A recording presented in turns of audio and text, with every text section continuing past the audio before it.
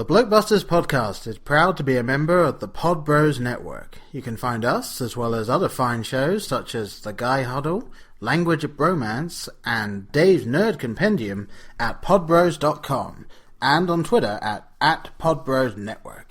Now sit back, relax, and enjoy this episode of the Blokebusters podcast.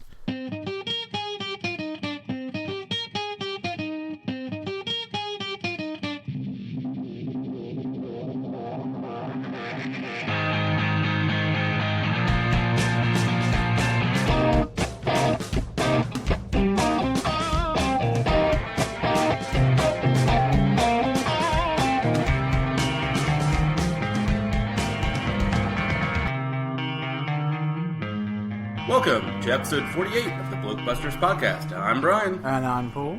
And today we will be talking about Age of Ultron, the Avengers. I'm sorry, what? Or something. I I don't know.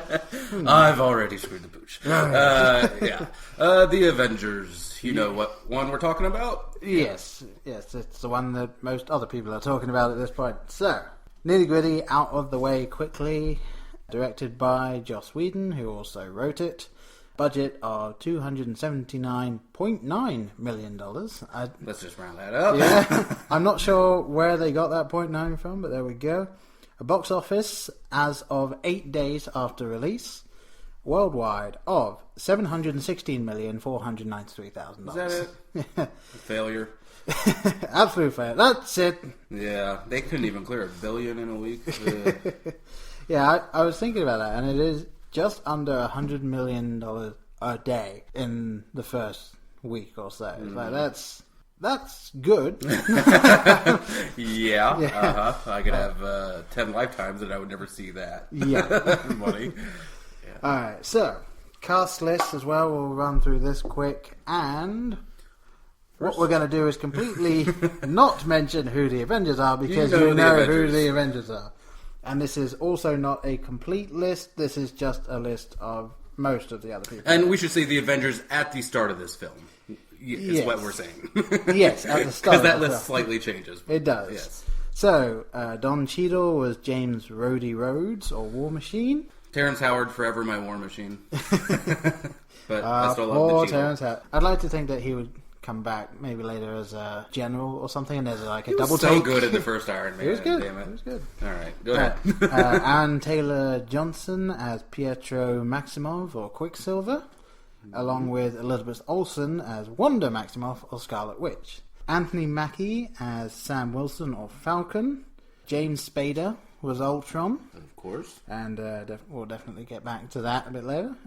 Haley Atwell was Peggy Carter. And speaking as someone that was watching the Agent Carter TV show, which has now been renewed for a second season, I really hope they keep running with this character, because it's a really solid character and you get to see a lot of the backstory in the other show, and it's fun to see it pop up from now and then. Yeah, well, as you should. And Andy Serkis, his last name I've written down as Ulysses Klaue. It's Klaue. And he is also known as Claw in the comics, and the reason being that he is actually a villain in the Black Panther comics, and will be showing up in at least one other film before the Black Panther film that comes out. So I think it was a nice introduction, and they've also slightly retconned how he ended up losing his arm with this film. But I'm perfectly fine with that myself. I enjoy that these are their own thing at this point. Yeah. Just real quick couple ones that I want to mention. Kobe Smulders, Maria Hill. Yeah, I didn't write that down for some reason. Paul Bettany, of course, as Jarvis, and spoiler, Vision. Okay, yes. Let's get this out of the way right now. Yes, of course. Spoilers! As always. One of my favorite ladies of all time, Linda Cardellini, as Mrs. Barton. Yes. Again, big spoilers there. Yes, absolutely. And, of course, Stellan Skarsgård in there again from the Thor movies. Yep. Yeah, that's about all I had. And, of course, wouldn't you know it, Stan Lee makes an appearance. No! Quite early on. I'm happy when they get it over with early on. Yeah. Like in Guardians of the Galaxy, out of the way. And I saw something as well where someone was saying that... I saw two things. Number one, if he's in the Deadpool film, Deadpool is going to have to recognize him and actually call him out as Stan Lee. Yeah. And number two, I put this out on our Twitter as well.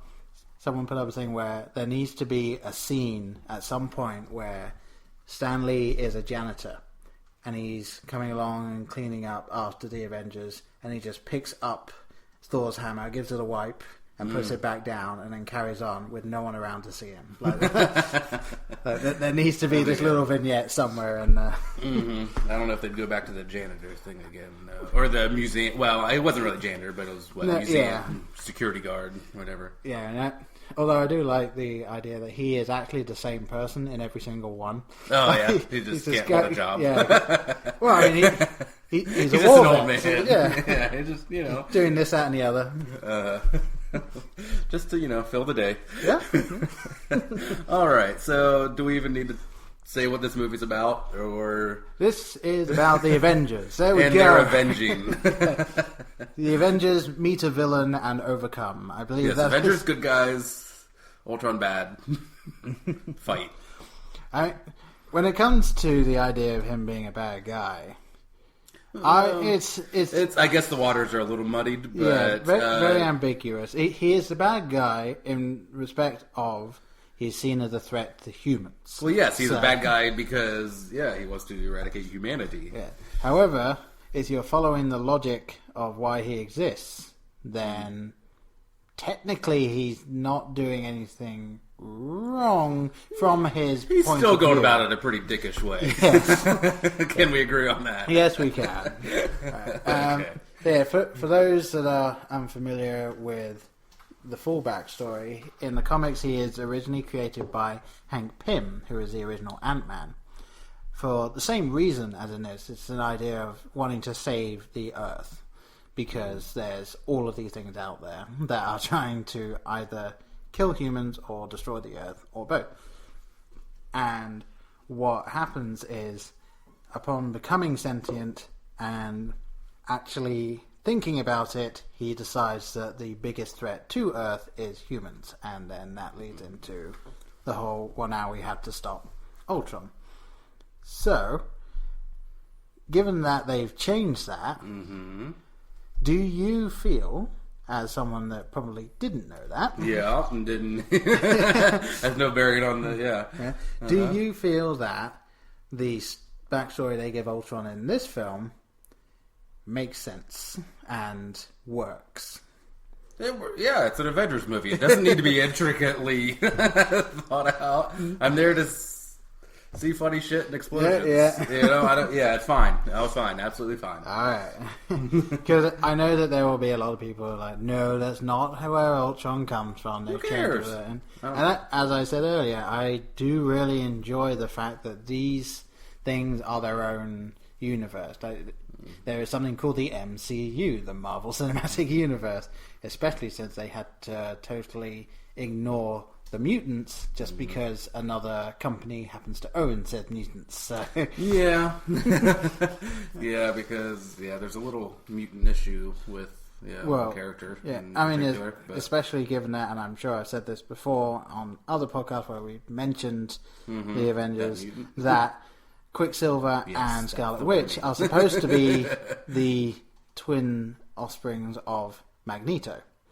And obviously that was not the case in this, and even in the comics now they have retconned it where another character, I don't know the character off the top of my head, I apologise, another character comes to them and explains to them that they took them away from their actual parents and then did stuff to them, felt that he had failed and gave them back, and then they're living on Earth as in inverted commas, mutants, but turns out they're not mutants. They are, I guess, closer to Inhumans if you're following any of the extra Marvel universe. So, yes, which Brian is. Let's do this. So, yeah. Keep the film here. Yeah. All right, then. So, where do you want to start with this?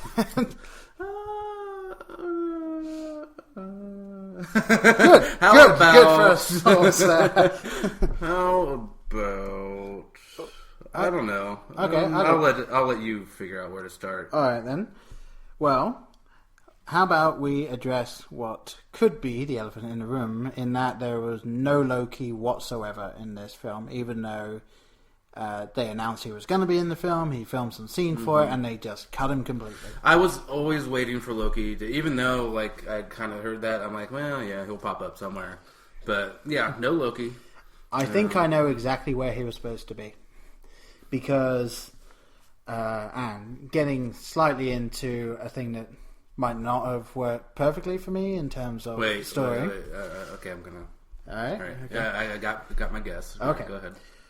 Thor, upon receiving the vision, goes off somewhere, and the next time you see him, he's in England. I believe it's England, talking to The Professor. Skarsgård. Yeah. I think what was supposed to happen is he goes back to Asgard to talk with Odin, who, as we know, as of Thor 2, is actually Loki posing as Odin. So now Loki is in charge, and I think that's where he was supposed to be. And then he would come back and follow on, especially since what happens when he talks to this guy is, hang on, I know of this Deus Ex Machina pool that I can get into and have these visions. And then it's never explained, and they never refer to it again. I do know that it's supposed to be explained further on down the line. I don't know when. But at some other film, they're actually going to say what this pool thing is that they just randomly seem to throw in because they needed something. I guess they needed the vision quest for him. But yeah, I do think that that's exactly where it's supposed to be, and it does kind of show that there's just something missing. There needed to be something else in there, because he just goes, I'm going to go find this out, and then he just goes to talk to the professor, and he seems to have already had something happen, but we don't know what. So I don't know. I mean, with these movies, you're always concerned with running time, so that's... No, yeah, I fully understand. Things can't stop too much to have long dialogue scenes, but... No, yeah, I thought he could have easily popped up in just the vision, not even in reality, just somewhere in Thor's vision. Yeah, I mean, obviously the vision is actually supposed to set up Thor Ragnarok as well, because there's a line in it where the guy says, like, you've sent us all to hell, or something, a line kind of like that. Hell in the Marvel universe is actually Hel, which is a place that Thor Ragnarok, within that storyline, is set. So that's actually where it's going to go. And yeah, maybe there could have been a thing with Loki smiling or something just in the background. Other characters missing. Some I was happy about. No Pepper, thank God. Pepper annoys me. More the woman that plays her, but Pepper also annoys me. Okay. And Mordecai was the final death knell in that. But and then another one sad, of course, no Natalie Portman. But you know, but a fantastic little. She's argument. off. Yeah, I hate when they did that. Just say you broke up. I don't know. Don't say, she's studying somewhere. Yeah, Pepper's really busy with board meetings. Oh yeah, well, that was a nice little thing. And I was actually going to say as well. I can't remember where like Thor, I think, is becoming more, I guess in quotes, human through his interaction with the other, because he is much less the guy that we saw in the first film now, like with the interactions he has with the other Avengers, like that the playful competitiveness that him and Tony have over who has the best girlfriend. And then when Mark Ruffalo is talking to him and saying, like, you know, I'm worried that the Hulk has killed people and like the ramifications of that, and so I believe Black Widow turns to Thor and says, like, you know, Thor, what do you think about Hulk having beaten up these people? And he just says, like, you know, the gates of hell will be screaming with the voices of your victims. And then he takes a second and goes, well, no, actually, more sort of they're lying in pain and writhing, but you get the idea. Yeah, he's definitely more humble and jokey than he used to be, and I think not as literal in the like old language. Like Asgard. Yeah. Which I think is excellent writing, especially on Joss Whedon's part, that he's allowing these characters to grow that way. And I do wonder if maybe that'll be a sticking point in the next Thor film of him not being able to relate as much to the people back in Asgard because of everything he's gone through now, and he's sort of part of two worlds. I mean, that's a random idea I'm just throwing out there, but there you go. Fair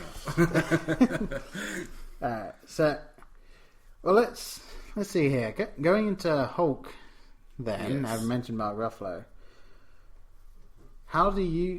What do you think of the use of the Hulk in this film? Because I think that they don't necessarily need to do any Hulk film because they're getting all of these really good just Hulk uses in these films. Yeah, I don't think they...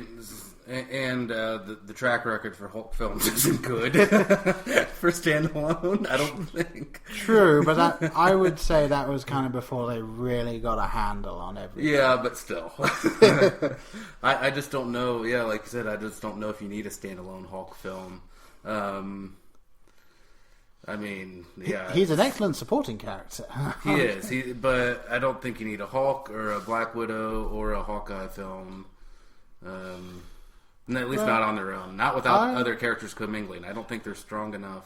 I would argue that the whole thing of like, we really want to see what happened in Budapest between Black Widow and Hawkeye. Well, I think that it would have to be done in the vein of Captain America 2, where it's more of a spy film than a superhero film. Oh, yeah. Yeah, definitely. If they do it that way, it can't be straight up superhero movie because it's not going to keep up with the beats you need in that movie, all the action that you need, because it's going to be more story than action. Definitely. But that would work for me if it was done that way, as a dramatic kind of spy thriller. Right. Yeah.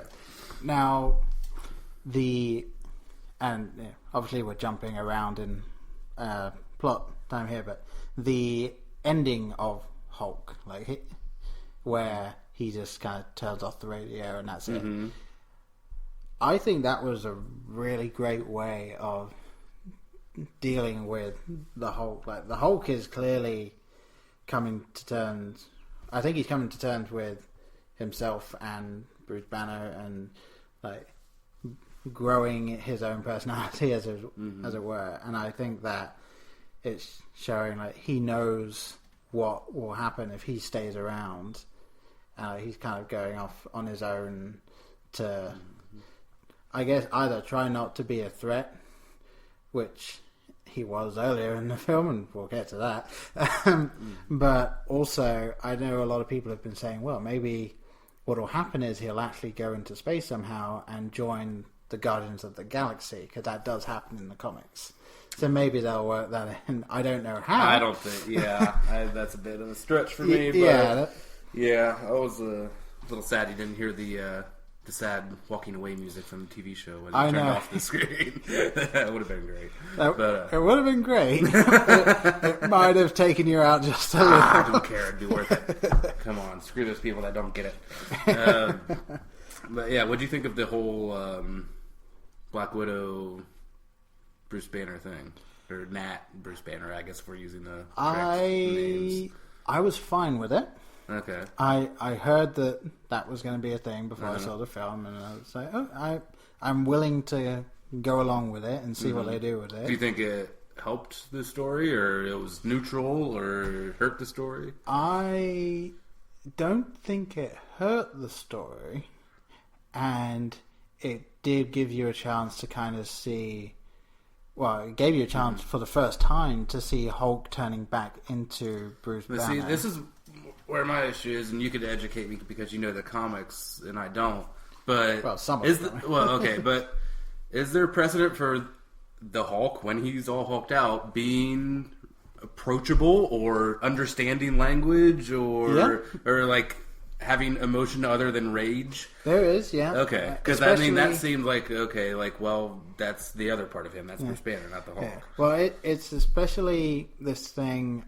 I don't know all the precedents and stuff like that. But I do know that typically what happens is if Bruce Banner turns into the Hulk on purpose, then the Hulk is much more, shall we say, agreeable, and it follows instructions, goes with the group. But if something makes him change into the Hulk, that's when he's more off the rails and unpredictable. As we saw in the first film, actually, where he is forced to change into the Hulk on the helicarrier, and then he's going off the rails. But then when he changes into the Hulk at the end, he's working with them and doing all this. So, so that's... And definitely in the film, that seems to be what they're going for.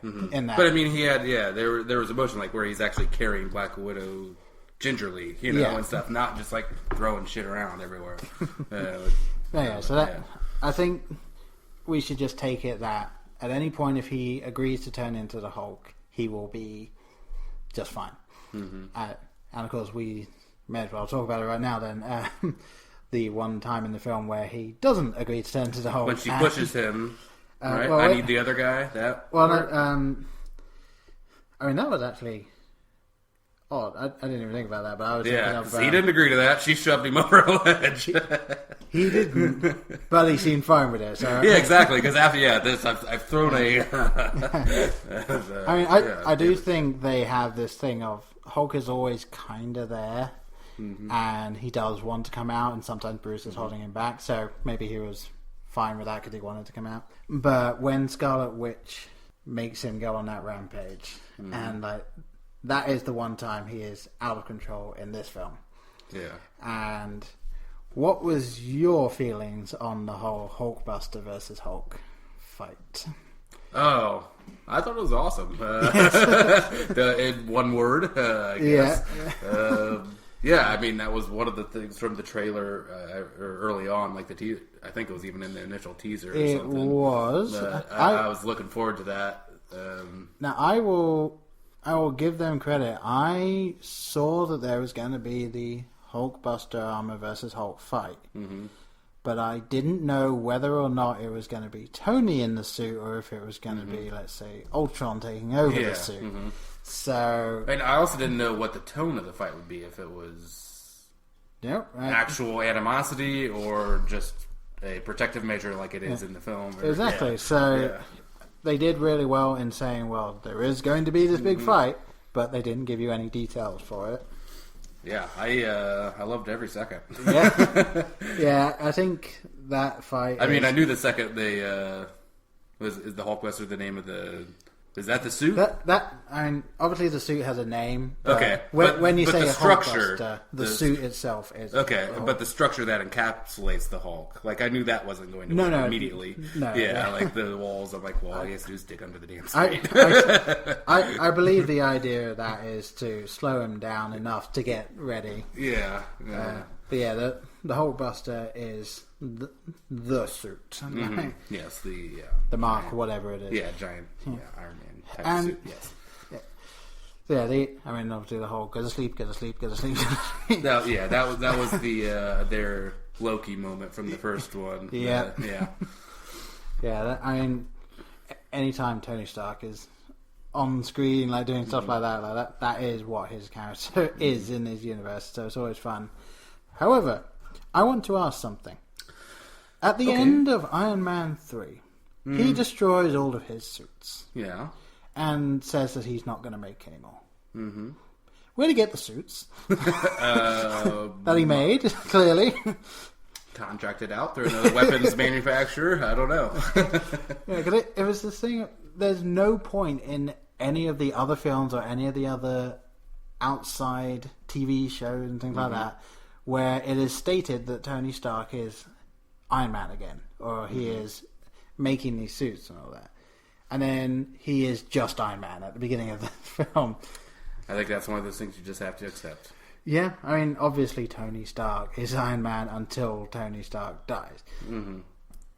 But that is one thing that I do wish they'd given even a line of, like, you know, him saying that he realised that the world needed Iron Man, and that's it. Like, just have that somewhere in there. Maybe when they're talking about Ultron, and be like, the reason I'm creating this is because the world needs to be saved, and that's why I'm Iron Man, or something. Obviously, I'm not a writer. I'm not very good at this stuff. Well, I think even his ego wouldn't let him destroy all of the suits, so he would at least have, one. And clearly, even if he destroyed all the suits, he knows how to make them. Well, yeah, he has all the manufacturing set up to make those suits. So, yeah.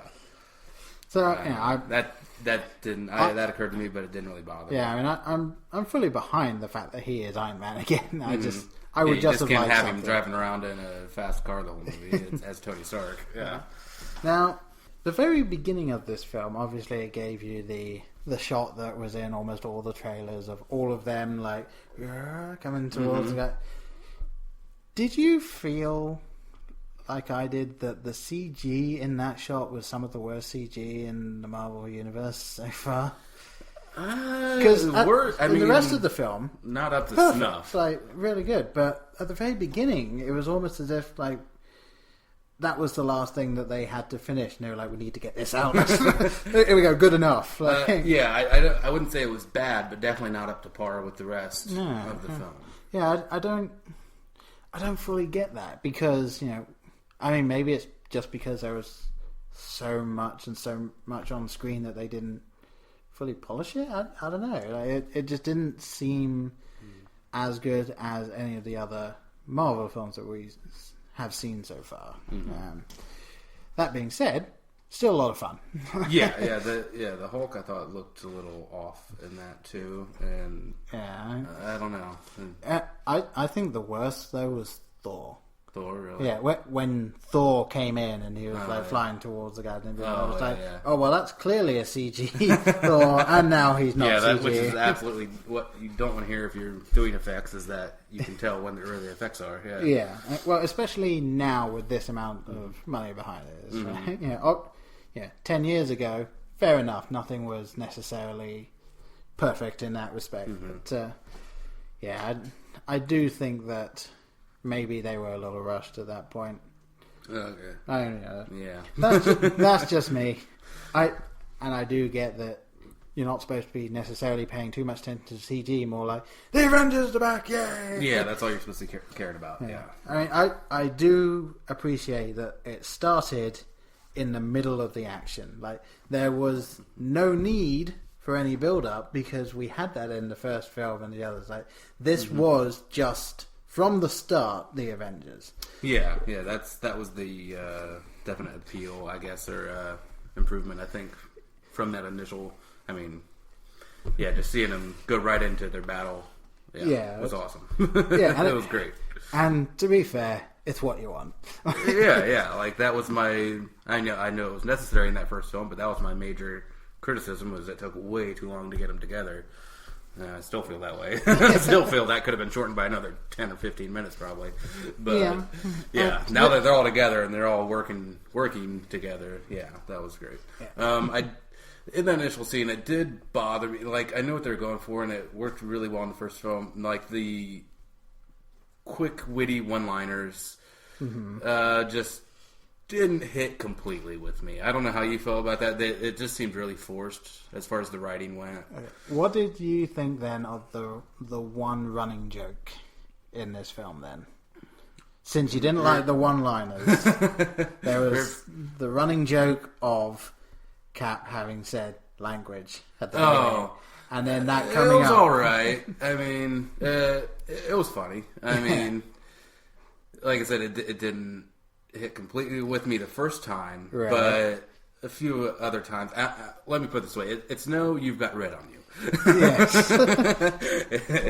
It's not that level, but it's the level beneath that, and it played all right. It played well for me. It didn't play. I mean, it played really well with everyone else in the theater. I thought it was marginally humorous. And I think what worked was that it was spaced out throughout the film. It wasn't every 10 minutes. It was every 25 or something. I mean, it was well used to lighten the mood at certain times. When things were getting pretty heavy. But I mean, I kind of get what you're saying with the one-liners.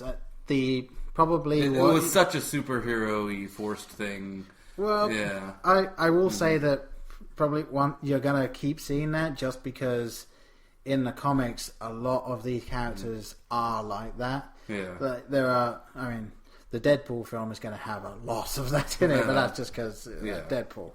But yeah, Tony Stark is always just like quick-witted. A lot of the other characters are, so it didn't surprise me they were in there, and I was okay with them. But I guess I can understand. But people don't talk like that. Yes, people never talk like that when they get in their suits and fly around. I mean, that's not done. It's not reality, Paul, okay? Yeah, it is kind of like arguing that the clothes are a slightly different period when you're talking about a film where aliens came down in the Victorian era. Well, hey, I can accept a premise, but within that premise, like, I can accept Superman flies around, but I still want him to have realistic conversational skills. He's not going to fly around dropping mics everywhere. No, he's not. Yeah. Yes, not everyone is a short-form improv professional. They're an Avenger. They don't, they're not yes-anding each other all the time. Yeah. I don't know if you heard about this at all before you saw it. Did you hear about the fact that an Avenger would die in the film? I did not hear about it. You did not hear that? Okay. Because that was something that... I don't know if the idea is it was leaked and then they officially commented on it, or if they did say something because enough people were asking. But there was a thing of...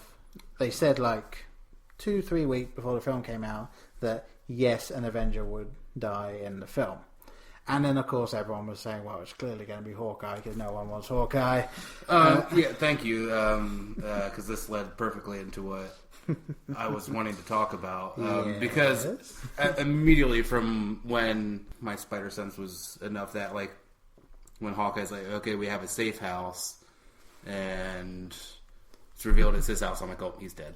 Because once you start to try to flesh out a character that much and try to humanize him and ground him with his family, then you have to take that away. Especially, and I really think that this was Joss Whedon wanting to pull the rug from under you because everyone knows how these films go. Like, it's the idea of you're in the middle of a war and someone's saying like, when this war's over, I'm going to settle down with my little girl Maisie in a country pub. Like, you're going to die in the next scene. Right? It was all of this setup of, we got one on my way. My number one gripe with this movie is that I know kids are seeing this, whatever. What is it, PG-13, I guess? I believe so. Yeah. Which is the worst in America, rating yes. ever. Yeah. In America. Stupid American rating system. I think we can both be on board for that. Yeah, well, in England they were now 12A. But it's, PG-13 is horrible, but it's its own thing.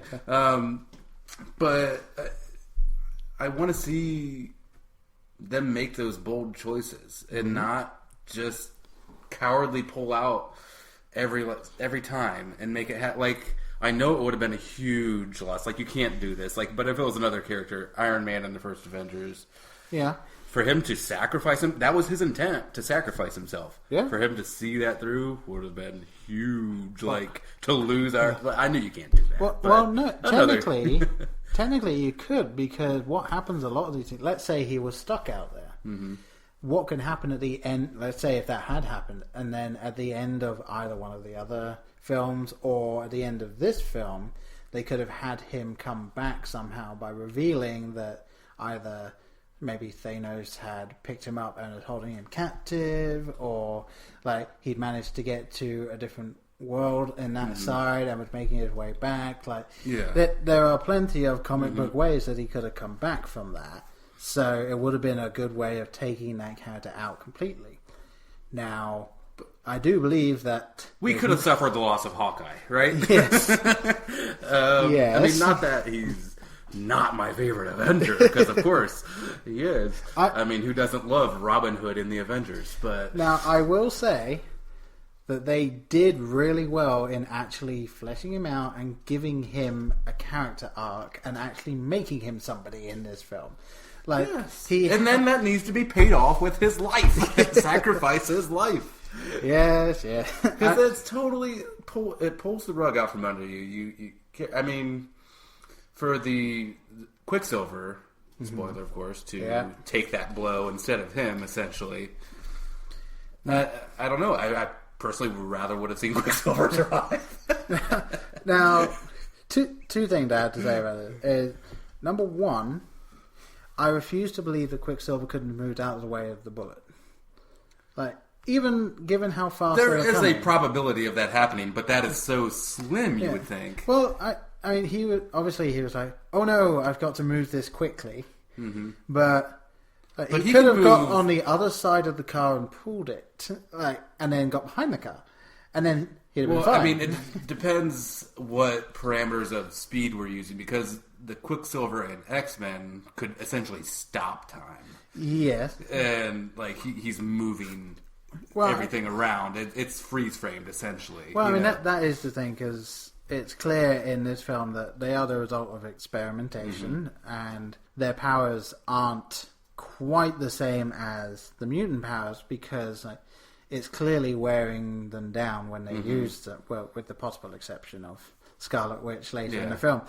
But so obviously there's the idea of he's been pushing himself, so maybe he wasn't going as fast as he could have been. But I still think that, given the character of Quicksilver, he should have been able to work around that. I mean, granted, they then wouldn't have had a death. And as I was trying to allude to before, it was like it was possibly a leak, or they were doing it on purpose. I think that they wanted the information out there that an Avenger would die. And then in the film, when Hawkeye is talking to Scarlet Witch and saying that if you step out that door, you are an Avenger. And then from that point on, it's like, oh, okay, so that doesn't mean he's going to die. It could be one of these two. See, but that was the perfect time for him to die, is when he steps right back out. Yeah. And then that gives her motivation. Yeah. His death, to fight.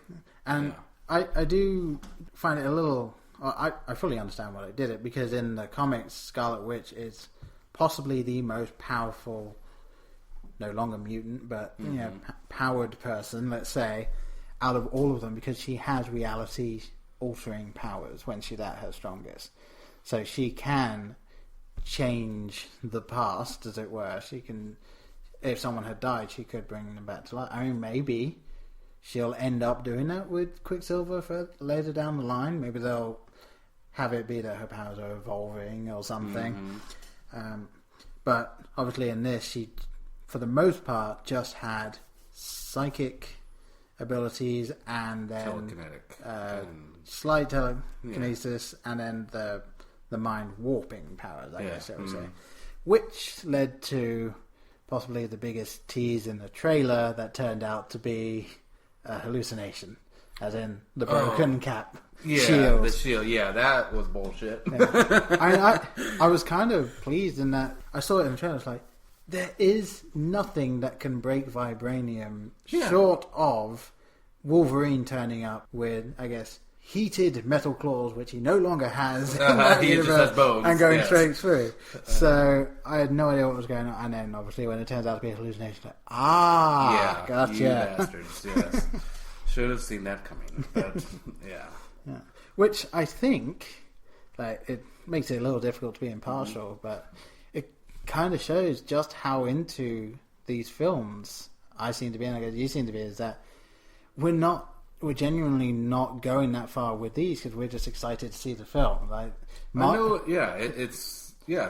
they're the way Michael Bay should be making films. And I have to force Michael Bay into the podcast at some point. But I mean, that's everyone. I can see the criticism saying, "Well, that's just what Michael Bay does. Just delivers a good time." Yeah, not quite. This is Josh Whedon delivers a good time. This is how you do it. There's good. That's all I'm looking for. There's good times in going down to your local pizza place and having a meal with someone, and then there's a good time as in going to Italy, sitting down in a nice Italian restaurant in Italy and having the best pizza you've ever had. Michael Bay is just like, hey, let's just go with spectacle. Whereas this is not only spectacle, but well-written spectacle. Yeah, yeah. I mean, even, you understand this is, my criticisms are very minor. That's, because it's boring to say, I love this movie, and then end a podcast. Yeah. So, with that, the things where I'm saying about the one-liners and stuff, of course, it's going to be anything better than Transformers 7. Are we there yet? Oh, we're probably past there. I don't know. What did you think of... I don't know if you're familiar with the Cracked website, or they're a BuzzFeed-esque type thing. Not very, but I do know. The list things. Clickbait, there are lots of clickbait. Yeah. But they had a video or an article, I think maybe both, of why the Avengers is secretly horrible for the Marvel Universe. Okay. And to my point is the amount of collateral damage they cause. They are ruining people's lives. Yeah. And the innocent people had to have died in that opening. Oh yeah, they had to have died. Like, they were flying through buildings, and those are not all empty skyscrapers. You're actually getting into Civil War right now, because at least in the comic, obviously we don't know the plot of the film yet, but what happens is that the governments come together and point out that the amount of damage and responsibility that the Avengers cause and need to take means that there needs to be some sort of regulation on exactly when the Avengers would come in. And so... But you can't have two of them fighting in the street. No, yeah. Two Avengers fighting in the street, causing billions of dollars worth of damage that will take years to recover from. That street is fucked. Exactly. And so what happens is the government then starts saying, okay, this needs to happen, and then Captain America is on board, and they say, okay, yeah, we'll have this body there, but Tony Stark is not, and is pointing out, kind of like he does in this film, it's like, we need to come in as early as possible to prevent later casualties further down, and that whole infighting is what causes Civil War, which is going to be the next Captain America / Iron Man film. So, I think that article is bringing up something that they were planning on bringing up and are going to do. They're just bringing it up now rather than waiting for the film to come out, which is fair enough, because there's been a lot of collateral damage in both Avengers films as well as the individual films. So it's something that I guess some people could argue, well, they could have done Civil War earlier, but then you would have had to have rushed the other films, and I'm okay with them not doing that. Yeah, I'm just saying a lot of people are dying, and it's not being, just like in this, we won't talk about that Superman movie, but a lot of innocent people died in that thing too. Yeah. Right. Now the last thing I have here is, what are your thoughts on the fact that the Avengers are now the lineup that you saw at the end? Don't like it. You don't like the new lineup? Nope. Alright, okay. Falcon's not a strong enough character for me. Maybe War Machine? he will become. Terrence Howard is my War Machine. Yeah, okay. The Vision? Vision, I'm okay. Yeah, I like Vision. Alright. Yeah. We haven't talked about Vision really on here. So, what do you think of the Vision that you saw in this then? I didn't know quite what to make of. I mean, my opinion's not completely formed on him. Okay, so not really been on screen long enough. Yeah, I mean, like I said, don't know quite what to make of him. Okay, now I had to seriously think about this as I was going back on it. Like, the creation of the Vision seemed, I didn't quite follow it, because obviously they're working really hard on making sure that the Jarvis personality is taking over rather than the Ultron personality, and then Thor just turns up and lightning, and then that's it. And I do kind of like the idea that Thor knew it would work, but no one else did. Like, we didn't either. So. Well, he watched his 80s movies. He knows that lightning fixes everything, or causes everything to happen supernatural. Yes, a bit of a Johnny Five. So now, and Weird Science and Back to the Future. But yeah, so... Lightning is magical, we all know it, okay? Yes, we don't fully understand it, therefore it solves everything. It'll work. So, yeah, it was something that I was... Like, when I was actually watching it, and then the vision came out, I was like, okay, I know this guy will be a good guy, but they've not said that they've worked it out or that this is definitely going to work. So I was kind of... I don't know about it. And then it came out that obviously the Jarvis and Ultron are kind of merged into this Vision character, which I'm fine with, especially since Paul Bettany is still that character. And now you get to see Paul Bettany. Yes, you do. And my wife was kind of arguing with this about me, because I'm sure that, for the most part, he was motion captured and then they CG'd his face. But she is absolutely adamant that he is wearing contacts, quite clearly, in the film. And I couldn't... Every single time I saw him on screen, I was like, no, that's motion capture and they'd CG'd his face. But... I don't think there'd be a need for contacts. Yeah, well, that's the thing. And that could also then lead into, well, maybe there was a point on screen where he actually was there in makeup. Mm-hmm. And I missed it because they'd done it so I don't know. Yeah. Well, someone that is involved in the production of Avengers 2, please reach out to us and let us know which one is right and which one is wrong. I had one more thing.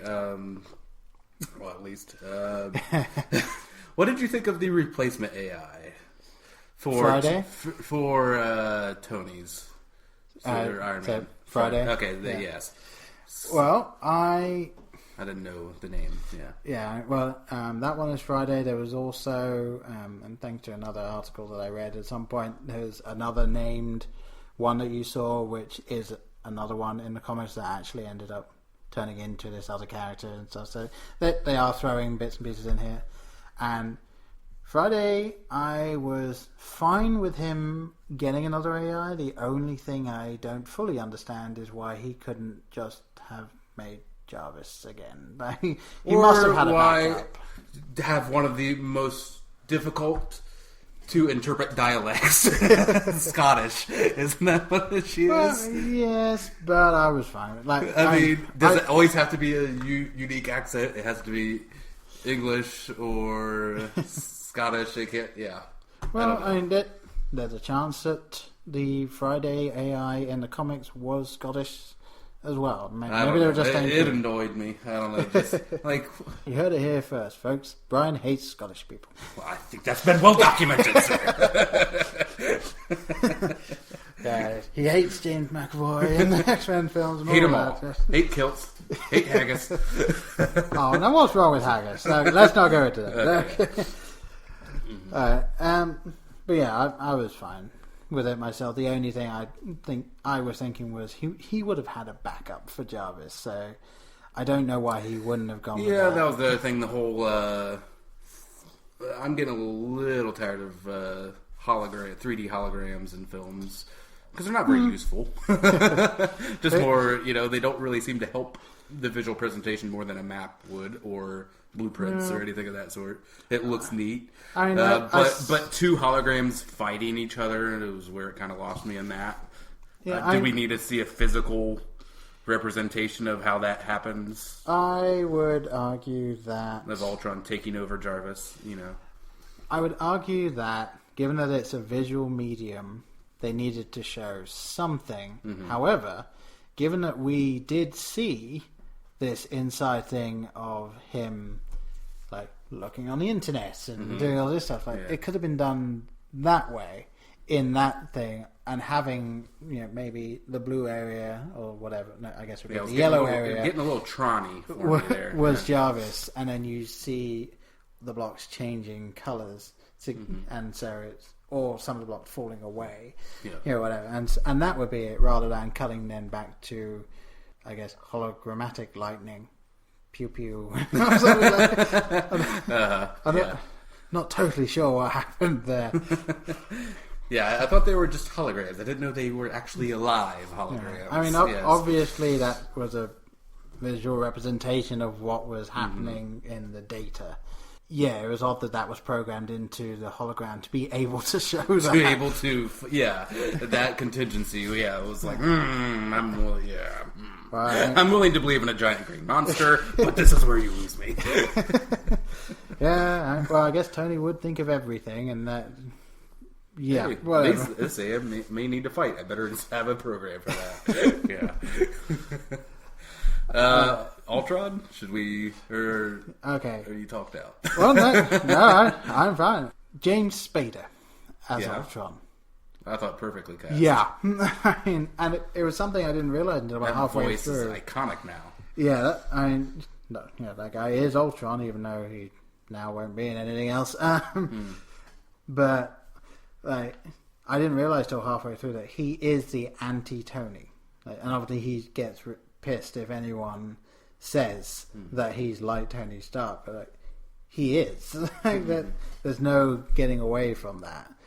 And it's quite clear from bits where he beats Tony Stark to the punch with the one-liners, and the bit when you're talking about was it Ulysses Claw, whatever. Which, as I said, he'll come back later, and I did like that. This was just his introduction and just showing him losing his arm. Mm-hmm. I think if it was any other franchise where they're planning on bringing him back, they would have given him more screen time, just because it's like, well, this guy's going to be a main character later down the line. We need to give him more stuff. But he was on screen for 2 minutes, I think, and it might be something that later down the line some people aren't going to think much of it, and then he's going to come back and be like, oh, that's that guy from before. Yeah, it's definitely planting the seed, I think. Yeah, and hats off to Joss Whedon again, like, not overusing a character just because he will be important later. In this film, he was not that important outside of he's the one that had the vibranium, and then that was it. So yeah, good on you. But yeah, Ultron, I really did enjoy, and you could follow his logic all the way through. Like, he is saving the planet from its biggest threat. Yeah. The problem being that it's us and we don't want to be destroyed. So I fully understood why his character was doing what he was doing. I also just enjoyed seeing him on screen, and despite the fact that it was in most of the trailers before it came out, it's still that Pinocchio, I have no strings line. Fantastically done. Mm-hmm. Yeah, he's definitely one of my favorite villains now. And like I said, is that even a little sympathetic villain? Or even, with a cause that isn't entirely insane. Or, Well, it's one of those, I think the best villains you can find are people that fully believe they are totally justified in their actions. No one sees himself as the villain. Yeah, they see themselves as correct. They are the savior. I mean, obviously there are some villains that they're just there. I just want to take over the world, like, and they are just cookie cutter. People just want to watch the world burn. Indeed. Worst Michael Caine impression you'll ever hear. Try to top it. You can't. Yeah, I think sort of giving it a South African accent. Yeah, you got it right. Thank you. But that's true. Yeah, some people just want to watch the world burn. Yeah, and you can't figure them out. Whereas, this character was a refreshing change, I think, in that this guy was both correct, but also went against what most humans would want, and that made him the villain.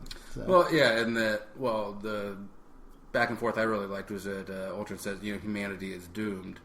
He says, I agree. Like, we are doomed, but it's gonna be a while. Not yet.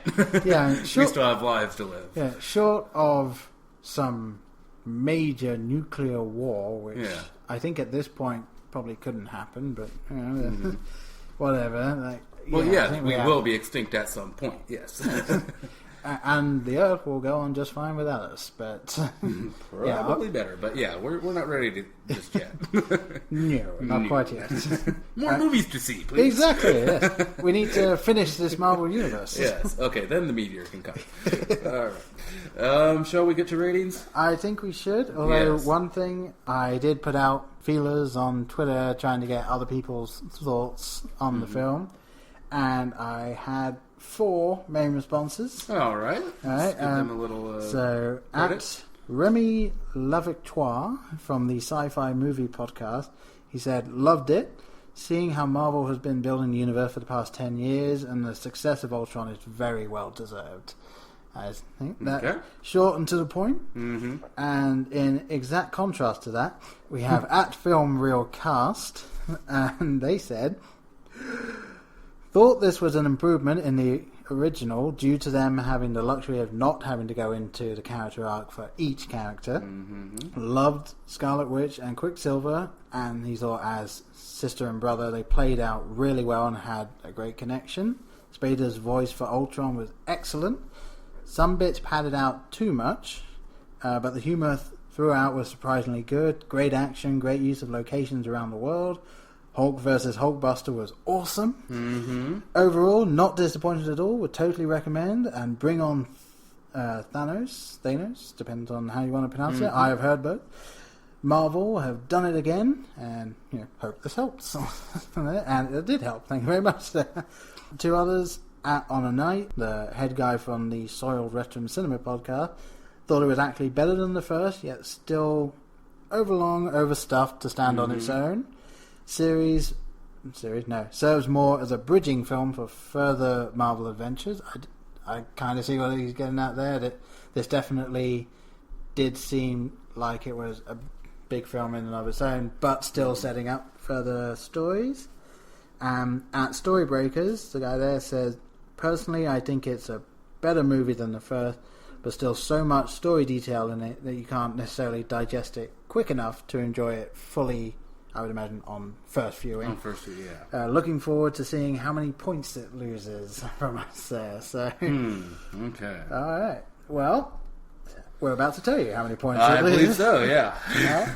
Well, how about you then, sir? What did you okay. feel? Do I get to go first? Yes, Alright, you well, I think the Hulkbuster fight immediately brings it.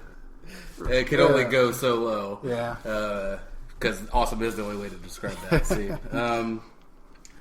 I was debating about this on the drive over here, where I was going to land with this. I think I'm going to hit a wow. I think this is too harsh, but I think it's a minus 2.5 for me. A minus 2.5, which isn't. I would have to. Well, we didn't do the first Avengers, did we? We did not. No, but for comparison, I would say that is a. I'm going to go ahead and bring it up to a minus 2. Hulkbuster, minus 2.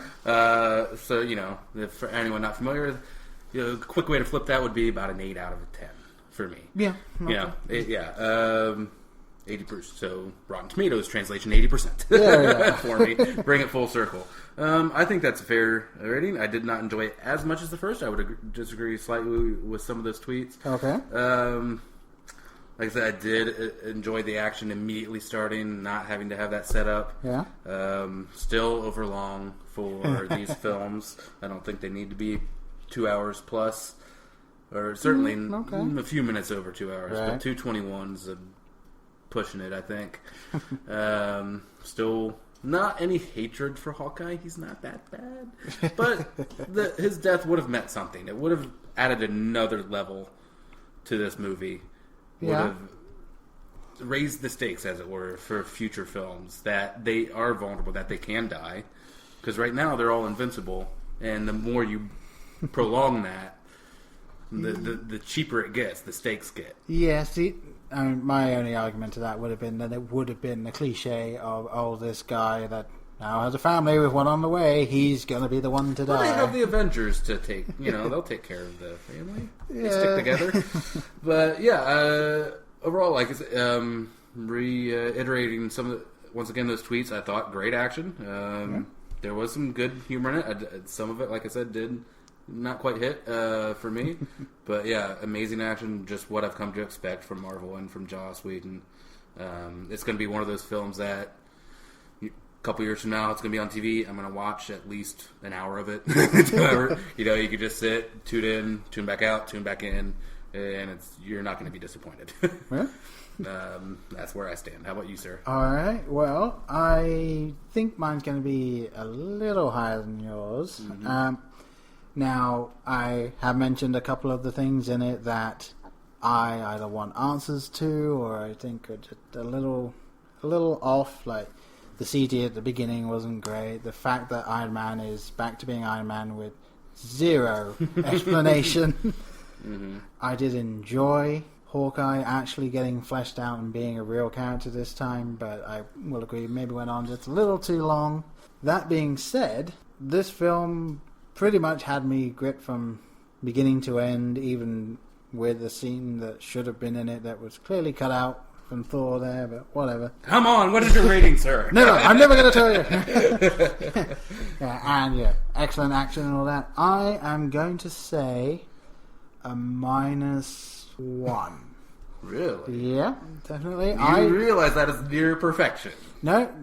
It's near. Yeah. I would say I'm thinking of it as these sorts of films, mm-hmm. and what comes from these sorts of films, and I think that Joss Whedon is writing these the way we want them to be written and having them come out without super padding, which you get in a lot of these films. So I'm kind of judging this based on all of these sorts of films. I mean, I could be persuaded to go down to -1.5 just because of all the little nitpicking things. Well, so yeah, I think you brought up enough that it would have warranted a little more of a drop than just a -1. All right, fine. Fine. You got me. Upon reflection, -1.5, but still just a fantastic experience film. Yeah, it's what we love about summer movies. It's everything. And it's not even summer yet. Well, close enough. Yeah, it's warm enough to be considered summer. Mm-hmm. But yeah, definitely a film that I would recommend for anyone to go and see. And if you're with someone that just doesn't like superheroes, I think Avengers is the perfect introduction to them because of the smart writing, and it is superheroes. And I would say you can, as a casual fan, I think you could even watch this as a standalone film without even seeing the first Avengers. Oh yeah, any of the universe. Yeah, films. I would say that both Avengers films. Certain references might get lost, but I think both Avengers films are capable of being their own, shall we? I guess it'll be quadrilogies because the third one's going to be in 2 parts.